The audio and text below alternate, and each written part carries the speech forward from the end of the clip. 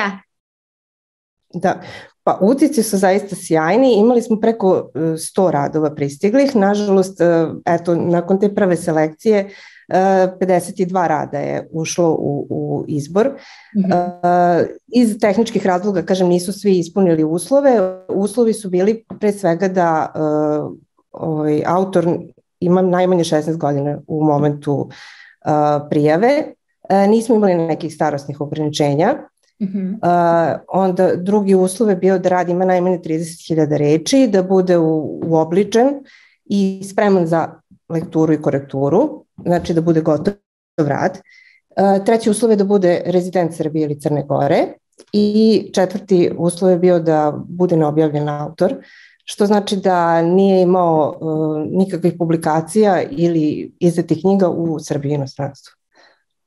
Da, ono što si sad pomenula jeste upravo to da je konkurs Tvoja reč ove godine bio, to jest mogli su da se prijavi i oni koji su rezidenti Crne Gore, ali i Srbije, tako da se konkurs faktički proširuje i nadam se da ćemo sledeće godine dobiti još jednu ili dve države, što je svakako veliki benefit za sve neafirmisane autore iz tih država. Reci mi, šta očekuje ove godine finaliste konkursa i to je isto drugačije u ovom izdanju? Da, pa ove godine imamo 21 finalistu, trebalo je biti 20, međutim nakon te prve selekcije žirija imali su, 2 rada su imali isti broj bodova, tako da smo rešili da proširimo na 21 finalistu. Sve finaliste očekuje objavu u digitalnom izdanju na Bookmate-u, a finalistu očekuje i štampano izdanje i posebno istaknuto mesto na Bookmate-u i to globalno, što znači da će biti dostupan na preko 20 tržišta Bookmate-a. I ko je bio u sastavu žirija ove godine? Ko je odabirao te talentovane autore? Imali smo tročlani žiri, tročlani stručni žiri i trudili smo se da to budu ljudi iz različitih sfera, opet usko povezanih sa književnošću ili izdavaštvom. Prvi član našeg žirija je Ksenija Prodanović, ona je novinarka, esejista, kolumnista, prevodilac i zaista onako sa impresivnom novinarskom karijerom pre svega. Recimo sarađivala je sa New York Timesom, pisala za Nedeljnik, za Betu, Tanjug i tako dalje i ona je urednica stripa u Čarobnoj knjizi.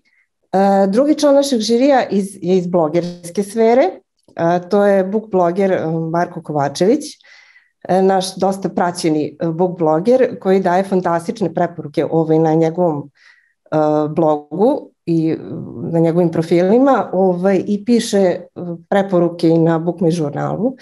Tako da obratite pažnju na njegove preporuke, zaista sjajne preporuke knjiga daje.